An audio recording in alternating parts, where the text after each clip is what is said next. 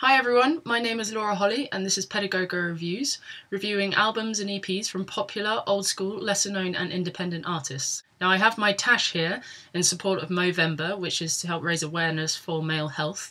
I've put the official website link in the description box below, so do go over there and check out the tashes, make a donation, maybe upload pictures of yourself with the tash, and just support the cause because it's really great. Today I will be looking at a British rock band called Canterbury and their second album, Heavy in the Day, which was released on the 9th of July through independent label Sweet Lime Records. So, Canterbury are a 4-member rock band straight out of Farnham, which is in the county of Surrey, which is in the country of England. And they were formed in 2005 at school and have since gained a member and lost a member to make them who they are today, which is Luke, James, Scott and Mike. I can't really remember how I got so into Canterbury, but since the release of their first album, Thank You, they've become one of my favourite bands at the moment. And really, they've been the only new rock band in recent years that I've really enjoyed and just can't get enough of. I mean, maybe I haven't really been looking hard enough, but for me there's something very different. They're tuneful, they're harmonic, they're catchy, they're poppy, but at the same time they're distorted and aggressive and just really cool. And with all their hard work, along with their really great music, they've managed to rack up a huge number of fans, especially for an unsigned band. I think there are like 30,000 or 33,000 likes on Facebook, which is massive. And also, along with that, they've got a large number of support slots throughout their years with the likes of Billy Talent, Yumi at Six, Twin Atlantic, and they're currently on tour with Death Havana. So their follow-up album, Heavy in the Day, was highly anticipated, not only by me, but apparently by just a few other members of the British public. And upon its release on the 9th of July, it's just received praise upon praise upon praise. Why? Well, I will try my best to tell you by giving you the top 10 reasons you should purchase Heavy in the Day right now. Here we go. Number 1. This is an album filled with belters. There isn't one track on there that doesn't have a moment where you don't want to be amongst like hundreds or thousands of other people just shouting, screaming, singing, scroutinging, maybe if you merge all of those together, scroutinging some kind of word or some line from a song at the band. It's just filled with like just catchy songs. Number 2, the songs have genre layers just for that spot of difference. So at the base there's rock, but then you might have a little bit of dance, a little bit of funky, a little bit of folk, a little bit of ambience, and then you might have a little bit of pop punk.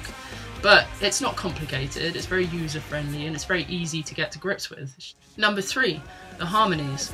Now, these guys, there are 2 main singers, Luke and Mike, and their voices are so similar that when they sing together and you get the harmonies, it just sounds like one person is singing and they're throwing their voice and they're just making this incredible harmony. There's not one harmony in there that's just like, oh, that's a bit boring, or that's like, oh, that's not very good.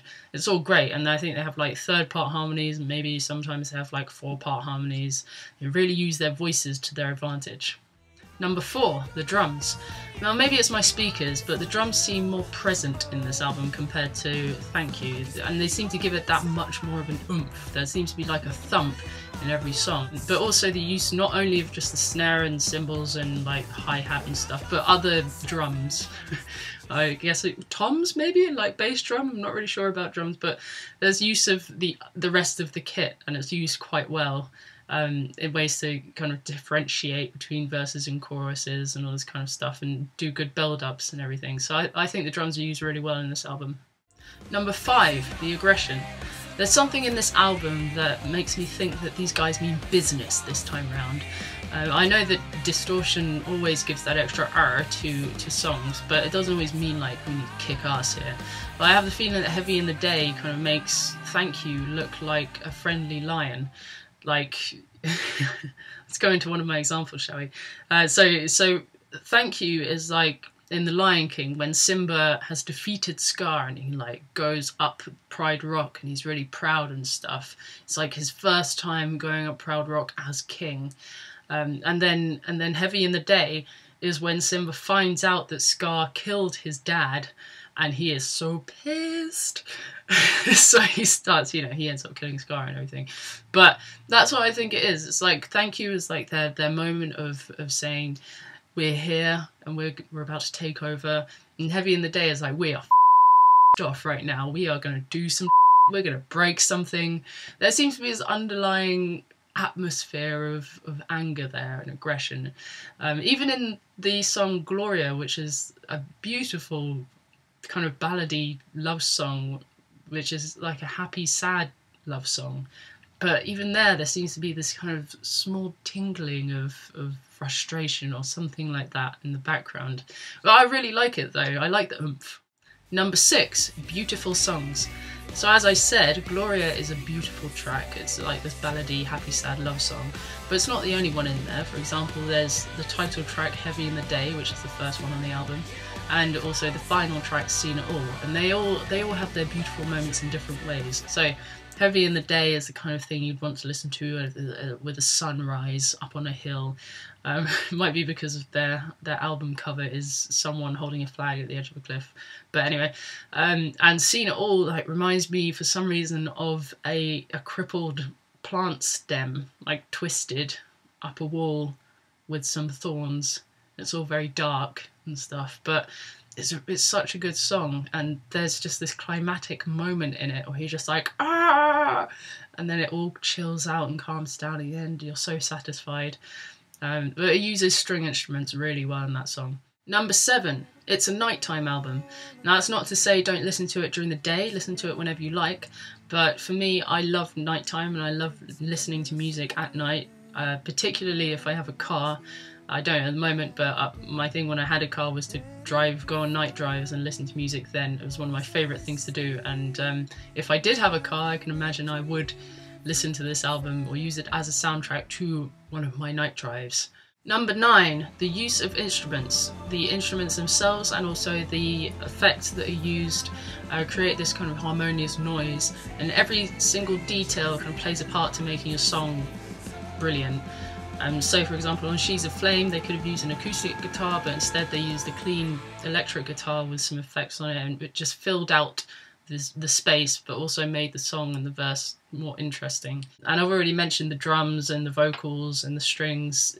As I said, everything contributes to making the songs really great. And finally, number 10.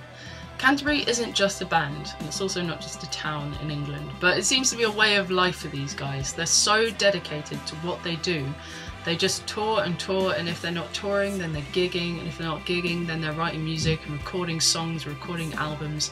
It's just ridiculous, the amount of hard work that they put into everything, but they do get something back. They have a growing fan base that keeps on growing, but I can't imagine it being the same if they just release crap albums and crap songs. So their fan base does keep growing, and there is this hype around them, and people tell each other about them because they're so good and their music is so good and they work so hard for it. So that rounds up my 10 reasons why you should buy Heavy in the Day right now. So I was originally going to give Heavy in the Day a 4.75 out of 5 or something like that, but after talking about the album, I am going to give it a 1. No, I'm joking. I'm going to give the album a 5 out of 5 just because it's just a really great album, and I genuinely hope that these guys will find some kind of major label to sign to soon and spread their music all around the world and become wonderfully famous and massive. But enough ass kissing. As I said earlier, Canterbury are currently on tour with Def Havana, and I've posted the link to their official website in the description box below, so you can go and check that out and see if they're going to be in your town soon. Also, I posted a link to their official YouTube channel where they do post videos quite regularly. So, thanks for watching everyone, I appreciate that. To watch other reviews, go to the Pedagogo Music channel, and to keep up to date with the latest Pedagogo reviews, just subscribe. Next week I'll be looking at JLS's latest release, Evolution, as well as Biffy Clyro's debut, Black and Sky, and R&B sexter Miguel with his latest release, Kaleidoscope Dream. And it's all kicking off with JLS on Monday, so have a good weekend and I will see you then.